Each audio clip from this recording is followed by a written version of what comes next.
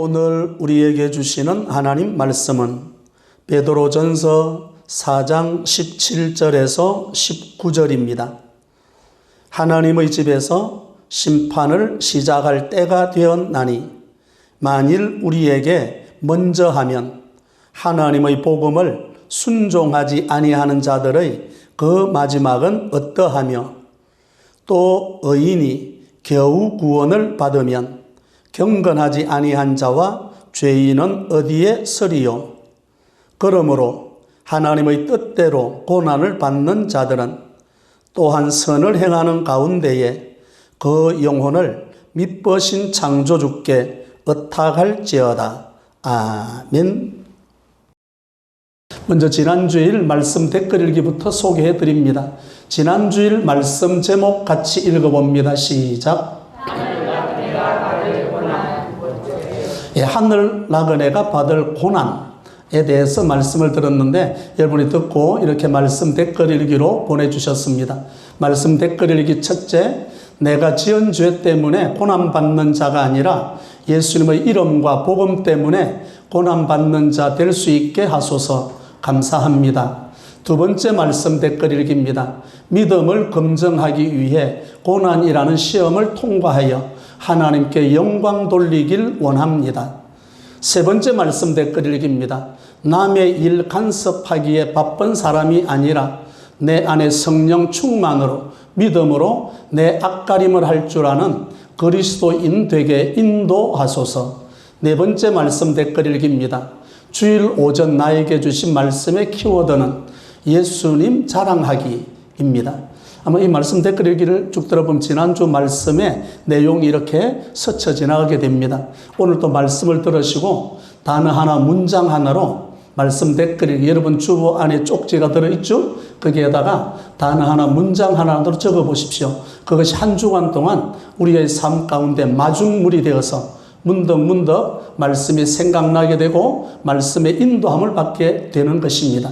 자, 오늘 또 말씀 예수님을 증거하겠습니다. 오늘 말씀의 제목 같이 읽어봅니다. 시작. 네, 오늘은 하늘 나그네가 받을 고난 첫째, 둘째, 세 번째, 오늘 세 번째 시간에 말씀을 듣습니다. 만일 선한 사람에게 상을 베풀고 악한 사람에게는 벌을 내리는 권성징악이 이 땅에 제대로 시행된다면 악에게 유혹받는 사람은 그리 많지 않을 것입니다. 권성징악이 제대로 이 땅에는 실행되지 않고 있는 거예요. 그러니까 억울해하고 그리고 좌절하고 그리고 실망하는 일들이 종종 일어나게 됩니다. 그 시대가 오늘 우리 시대뿐만 아니라 오늘 베드로 전서를 기록하고 있는 베드로 초대교회 시대도 똑같이 일어났습니다. 이런 시대를 살아가는 저들에게 베드로 사도는 권면하고 위로의 말씀을 주십니다. 오늘 말씀의 결론을 먼저 보고 시작하겠습니다. 시편 62편 1절이 오늘 말씀의 결론입니다. 같이 합독합니다. 나의 영혼이 잠잠히 하나님만 바라며 나의 구원이 그에게서 나오는 도다. 아멘. 초대교회도 고난이 있었죠? 베드로 전서의 주제가 고난입니다. 이 고난 가운데서 살지라도 누구만 바라보라? 나의 영혼이 잠잠히 누구만 바라보라? 하나님만 바라보라. 오늘 말씀의 결론이 이렇게 나옵니다. 아무리 어려워도 아무리 힘들어도 권성징악이 제대로 시행되지 않는 시대를 살지라도 이 시대 가운데서 누구를 바라보고 살아야 한다? 하나님을 바라보고 살아야 한다. 이 말씀이 하늘 나그네가 받을 고난 첫 번째 말씀입니다. 정결하게 하는 심판이 시작되었습니다. 오늘 17절의 말씀 같이 합독합니다. 하나님의 집에서 심판을 시작할 때가 되었나니 만일 우리에게 먼저 하면 하나님의 복음을 순종하지 아니하는 자들의 그 마지막은 어떠하며. 아멘. 하나님의 심판이 어디에서부터 시작한다? 17절 다시 봅니다. 누구의 집에서 심판을 시작할 때가 되었다? 하나님의 집에서, 하나님의 집, 하나님의 성도로부터 시작해서 이후에 복음을 순종치 않는 자들에게까지 이 심판이 임하겠다고 말씀합니다. 오늘 17절의 말씀은 예수님께서 베드로 사도가 예수님의 마지막 최후의 심판 때 일어날 그 심판을 말하는 것이 아니라 지금 현재 살고 있는 삶의 현장에서 일어나는 삶의 현재 역사 속에서 성도들에게 임하는 고난 가운데 임하는 심판을 여기에서 말씀하고 있습니다. 그래서 베드로 사도는 불시험이라는 단어를 사용합니다. 현재 성도들이 당하는 불시험은 일종의 하나님의 심판을 의미한다고 말씀합니다. 그러면 하나님의 집에서 심판할 때가 시작됐다. 뭘 잘못했길래 하나님의 집에서부터 심판이 시작된단 말입니까? 하나님의 집에서 심판이 시작된다는 말씀은 불신자보다 죄가 많아서가 아니라 아직까지 우리 속에 남아있는 죄성을 하나님께서 고난, 불시험으로 연단받아서 그걸 제거하기 위한 하나님의 심판이 하나님의 집으로부터 시작된다고 말씀합니다. 요한복음 15장을 보게 되면 하나님께서 전정가위를 들고 가지치기를 하는 장면이 나옵니다. 예수님은 농부였고 저와 여러분은 포도나무들입니다. 열매를 맺지 않은 가지는 하나님께서 전정가위를 들고 그 가지를 잘라내버리는 거예요. 무엇을 맺게 하려고? 열매. 그게 바로 오늘의 심판의 이야기입니다. 그게 바로 오늘 우리의 고난의 이야기입니다. 무엇을 맺도록 하기 위해서? 열매를 맺게 하기 위해서 쓸모없는 부분들은 다 잘라내는 거예요. 거기에 집중할 수 있도록 그렇게 만들어 갑니다. 베드로가 사용하는 용어는 에스겔서에서 말씀이 인용되었습니다. 에스겔서 9장 5절과 6절입니다. 같이 합독합니다. 그들에 대하여 내 귀에 이르되 너희는 그를 따라 성읍 중에 다니며 불쌍히 여기지 말며 긍휼을 베푸지 말고 쳐서 늙은 자와 젊은 자와 처녀와 어린이와 여자를 다 죽이되 이마에 표 있는 자에게는 가까이 하지 말라. 내 성소에서 시작할지니라 하시매 그들이 성전 앞에 있는 늙은 자들로부터 시작하더라. 아멘. 에스겔 선지자가 예언의 말씀이 밑에서 세 번째 줄 보십시오. 내 어디에서부터 심판이 시작될지니라? 성소, 거룩한 성전, 여기에서도 하나님의 심판이 시작되어집니다. 그러면 여기에서 심판이 시작돼서 어디까지 흘러가는가? 예레미야 25장 29절입니다.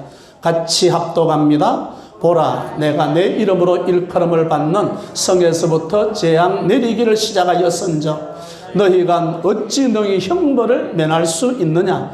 면하지 못하리니 이는 내가 칼을 불러 세상의 모든 주민을 칠 것임이라 하셨다 하라. 만군의 여호와의 말씀이니라. 아멘. 오늘 베드로 사도도 하나님의 집으로부터 하나님의 심판이 시작된다.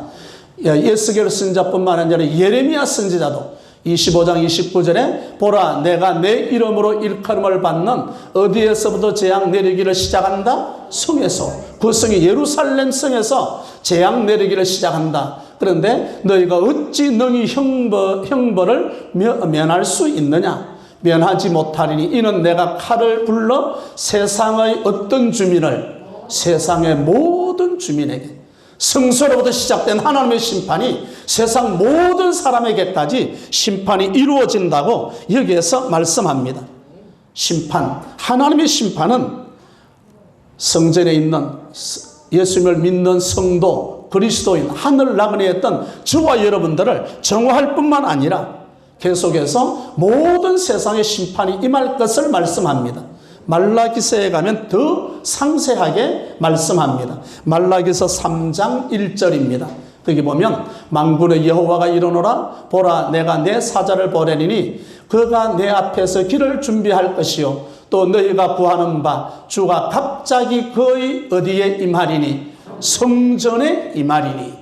하나님의 성전에 심판이 임해지는데 3절의 말씀을 봅니다. 3절 같이 합독합니다. 그가 은을 연단하여 깨끗게 하는 자 같이 앉아서 레위 자손을 깨끗하게 하되 은같이 그들을 연단하리니 그들이 공의로운 제물을 나 여호와께 바칠 것이라. 아멘. 이게 3절을 보게 되면 무슨 말씀인가 하면 성전에 하나님의 심판이 임해서 저와 여러분들을 연단해서 깨끗하게 만들겠다 그 말입니다. 하나님의 백성답게 만들겠다는 말씀이에요. 그러면 성전에서 시작된 하나님의 심판이 그 다음 저와 여러분에게 임했고 깨끗하고 연단되어서 거룩한 사람으로 변화되었다면 5절 말라기 3장 5절 세상 사람은 어떻게 될 것인가? 5절입니다. 같이 합독합니다. 내가 심판하러 너희에게 임할 것이라. 점치는 자에게와 간음하는 자에게와 거짓 맹세하는 자에게와 품꾼의 삭세에 대하여 억울하게 하며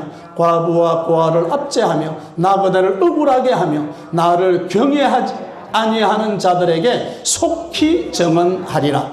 만군의 여호와가 말하였느니라. 아멘. 하나님의 심판이 하나님 집에서 시작되었다면 믿지 않는 불신자 세상 사람들에게는 이 심판이 어떠하겠냐? 어마어마하게 임한다는 말씀이 여기에서 내려지는 거죠. 저와 여러분들은 하나님의 심판이 임할 때 멸망의 심판이 임하는 것이 아니라 정결하게 하는 심판, 하나님의 백성다운 백성으로 만들어가는 모습이 연단 속에서 나오는 거예요. 그래서 구원의 하나님을 바라보라고 벌써 결론 짓고 말씀을 드립니다. 여러분, 하나님과 세상과의 관계는 어떤 관계이겠습니까? 야고보서 4장 4절을 봅니다. 하나님과 세상의 관계 같이 합독합니다. 간음하는 여인들아 세상과 벗된 것이 하나님과 원수됨을 알지 못하느냐? 그런즉 누구든지 세상과 벗이 되고자 하는 자는 스스로 하나님과 원수되는 것이니라. 아멘. 세상과 하나님의 관계, 세상의 하나님 안에 있는 거죠. 하나님의 통치 아래 있고 하나님의 다스림 속에 있는 이 세상이 하나님의 말씀을 듣지 않습니다. 하나님을 거역하는 거예요. 이 세상이 저와 여러분들을 고난을 주는 거예요. 핍박을 하게 되었다 그 말입니다. 아무리 핍박이 올지라도 불시험이 올지라도 하나님은 저와 여러분들을 더 연단해서 하나님의 백성으로 만들어가기 때문에 좌절하지 말고 우리의 구원의 하나님을 바라볼 수 있는 저와 여러분이 될 수 있기를 바랍니다. 하나님의 심판은 어디에서부터 시작된다? 하나님의 집 성전에서부터. 오늘 저와 여러분들을 먼저 깨끗하게 해서 하나님의 백성다운 백성으로 만들겠다는 말씀입니다. 하늘나라 내가 받을 고난 첫 번째는 정결하게 하는 심판이 시작되었습니다. 두 번째 말씀입니다. 불신자에게 임한 하나님의 심판입니다. 18절의 말씀 같이 합독합니다.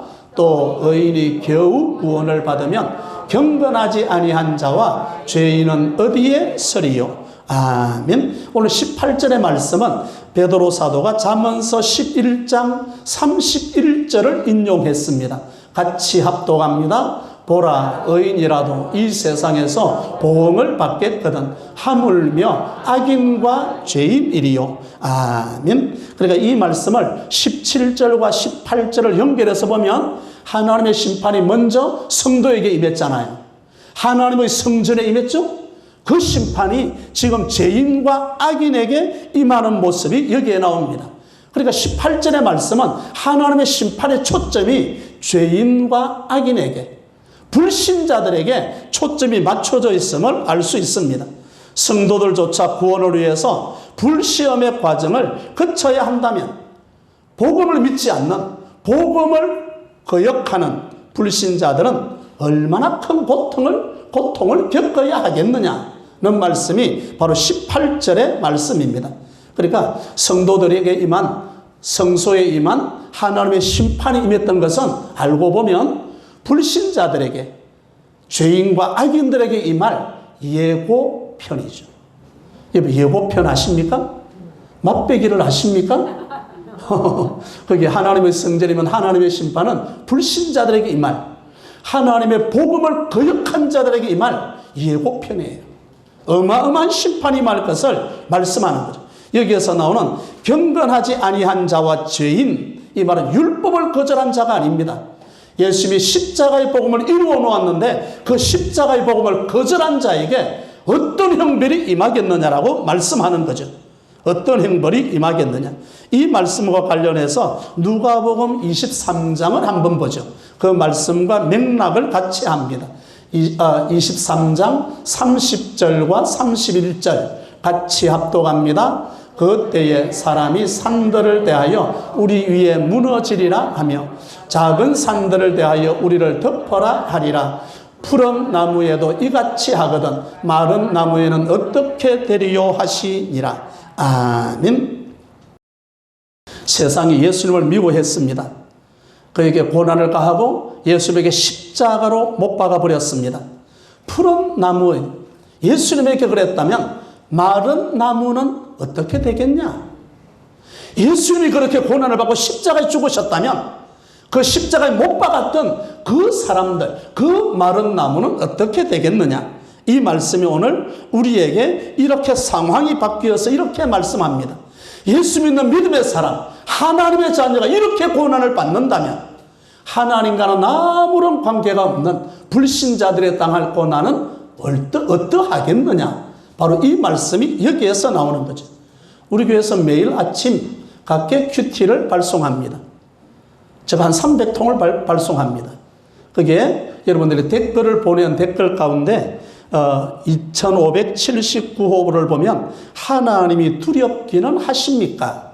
이런 제목으로 역대상 13장 12절의 말씀이 여러분에게 갔습니다. 그랬더니 그 여러 댓글 가운데 하나를 소개해 드리겠습니다. 이런 댓글이 왔습니다. 목사님, 다윗은 나름대로 깨어 있어서 웃사의 죽음을 보며 하나님을 두려워하였군요.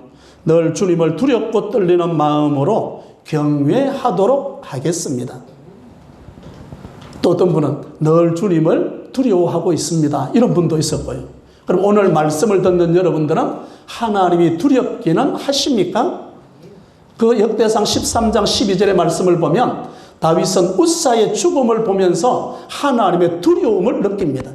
그래서 잘못된 언약궤 운반을 다시금 말씀 앞에서 세워서 제대로 진행해 가는 과정이 역대상 15장에 이어지거든요. 그렇다면 오늘 저와 여러분들은 정말로 하나님이 두렵기는 하는가? 두렵기는 하는가? 웃사의 죽음, 우연히 죽였겠지 뭐. 자기가 잘못해서 죽었겠지. 다윗은 그렇게 말하지 않습니다. 웃사의 죽음은 우리의 잘못이라고 우리라는 단어를 씁니다. 여러분, 하나님이 두려우신 하나님, 두렵고 떨림으로 하나님을 바라볼 수 있기를 바랍니다. 결론의 말씀을 드렸잖아요. 우리의 구원하시는 분은 누구셨다? 하나님이셨다. 그 하나님을 바라봐야 되는 거예요. 우리의 구원은 점진적으로 이루어진다는 과정을 빌립보서에서 말씀합니다. 그러니까 구원은 점점 이루어가는 거예요. 빌립보서 2장 12절을 봅니다. 같이 합독합니다. 그러므로 나의 사랑하는 자들아, 너희가 나 있을 때뿐 아니라 더욱 지금 나 없을 때에도 항상 복종하여 두렵고 떨림으로 너희 구원을 이루라. 아멘. 두렵고 떨림으로 너희 구원을 뭐해라? 이루어야 합니다. 되었다고 그 자리에 서서는 안 됩니다. 어떤 분들이 이렇게 말합니다. 지금은 살기 힘드니까 나중에 형편이 좀 나아지면 그때 더 헌신하고 충성하고 예배드리면 되지. 아니요, 성경은 절대 그렇게 말하지 않습니다. 지금이에요. 오늘이에요.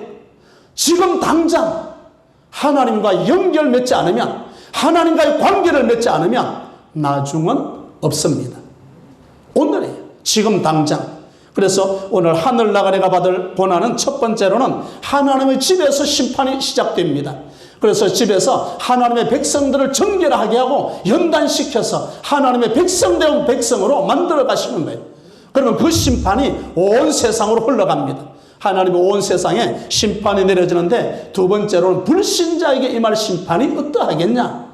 예수님이 이 땅에 오셔서 십자가의 고난을 당하셨다면 그 십자가의 고난을 주었던 그 사람들에게 하나님은 어떻게 심판하시겠는가? 말씀입니다. 세 번째 말씀은 하늘 나그네가 받을 고난, 세 번째 창조주께 고난을 의탁하는 사람들입니다. 오늘 19절의 말씀을 봅니다.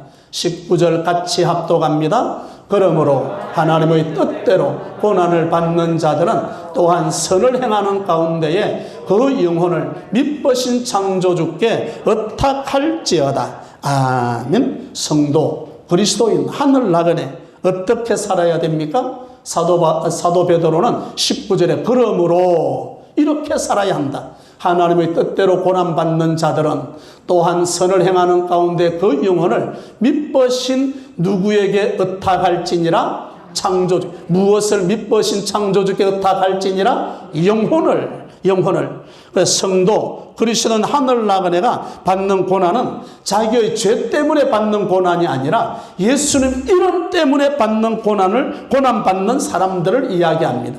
예수님 이름 때문에 고난받는 사람들, 바로 그 주제가 베드로 전서의 주제예요. 베드로 전서의 핵심 요약의 말씀입니다. 핍박을 받는다고 해서 세상 사람들 우리를 마음대로 하는 것 아닙니다. 하나님은 우리를 사랑하시고 우리에 대한 놀라운 계획을 가지고 계십니다. 핍박하는 저들에 의해서 움직이는 자들이 저와 여러분이 아닙니다. 저와 여러분들은 핍박하는 자들에 의해서 움직이는 것이 아니라 하나님에 의해서 움직이고 하나님의 계획을 세워가는 데 있습니다. 그래서 19절의 말씀 끝에 봅니다. 마지막 믿으신 창조주께 뭐 할지니라, 의탁할지니라. 의탁하다, 이 말이 사전을 보면 예금하다, 맡기다. 예금하다. 여러분 예금된 돈을 어디에 맡겨놨습니까? 농협에 맡겨놨다네. 농협에 있는 현찰을 다 찾아서 여러분 집에다가 쌓아둔 것은 아니죠? 농협에 어떻게 맡겼어요? 농협에서 안 줘 하면 어쩌려고? 믿고 맡긴 거죠. 가면 당연히 주는 거죠. 믿고 맡기는, 의탁한다, 믿고 맡기는 거예요. 완전한 신뢰를 가지고 의탁하는 거죠. 우리의 전 재산을 은행에 맡기는 거라면, 그럼 우리의 영혼은 누구에게 맡겨야 한다? 창조주 하나님께 의탁할지니라. 창조주 하나님께 맡겨야 되는 거죠. 그래서 예수님이 이 땅에서 마지막 숨을 거두실 때 그 영혼을 맡깁니다. 누구에게 맡기는가? 누가복음 23장 46절 같이 합독합니다. 예수께서 큰 소리로 불러 이르시되 아버지, 내 영혼을 아버지 손에 부탁하나이다 하고 이 말씀을 하신 후에 숨지시니라. 아멘. 베드로도 지금 창조주 하나님께 우리의 영혼을 의탁해야 한다고 말씀했던 것처럼 예수님께서 이 땅에서 친히 본을 보여주신 거죠. 예수님은 자기의 영혼을 누구에게 부탁했습니까? 아버지가 누구였습니까? 하나님. 여러분 기도할 때 하나님만 부르지 말고 앞에 아버지를 꼭 넣어보십시오. 하나님 감사합니다 보다 아버지 하나님 감사합니다. 아버지를 뒤 넣어도 됩니다. 하나님 아버지 감사합니다 이러도 됩니다. 여러분 아버지라는 단어를 넣으면 굉장히 친근해요. 가슴에 이렇게 뭐 울리는 게 있다니까요. 하나님 아버지 하나님, 내 영혼을 아버지 손에 부탁합니다. 지금 예수님도 아버지라고 부르잖아요. 우리는 아버지라고 부를 수 있는 자격이 있습니다. 하나님의 자녀가 되는 권세를 가졌잖아요.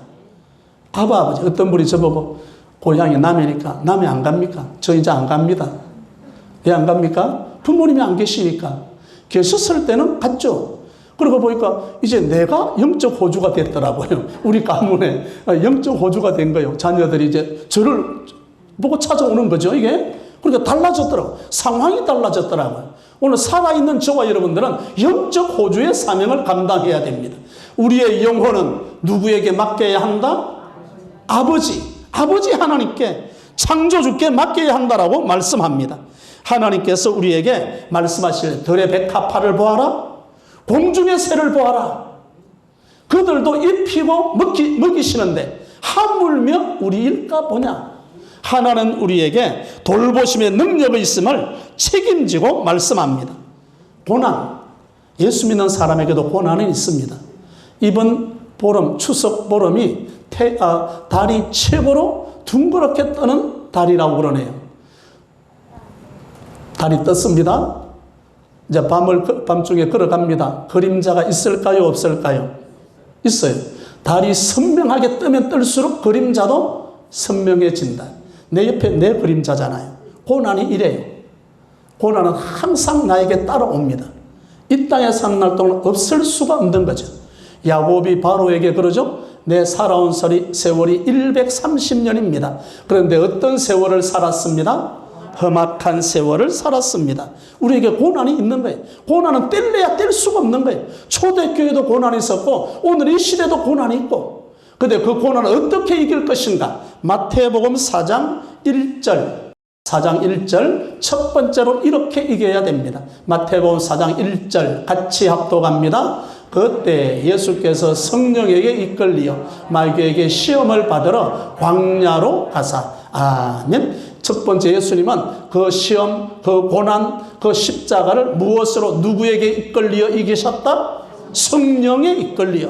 저와 여러분도 마찬가지입니다. 성령에 이끌리는 삶을 살 수 있기를 바랍니다. 성령을 따라 살아갈 수 있기를 바랍니다. 두 번째, 성령에 이끌리게 첫 번째라면 예수님은 두 번째 살아있는 고난을 이기는 방법이 있었습니다. 마태복음 4장 4절 같이 합독합니다. 예수께서 대답하여 이르시되 기록되었으되 사람이 떡으로만 살 것이 아니요 하나님의 입으로부터 나오는 모든 말씀으로 살 것이라 하였느니라 하시니. 아멘. 예수님은 첫 번째 성령에 이끌려 그 삶으로 고난과 십자가를 이겼다고 한다면, 두 번째 말씀은 예수께서 대답하여 이르시되 뭐하였으되 기록되었으되. 기록되었으되. 여러분, 저와 여러분의 입에서 제일 먼저 어려움을 당했을 때, 낭패를 당할 제일 먼저 나오는 단어가 뭔지 아십니까? 묻잖아요. 어떤 단어가 먼저 나와요?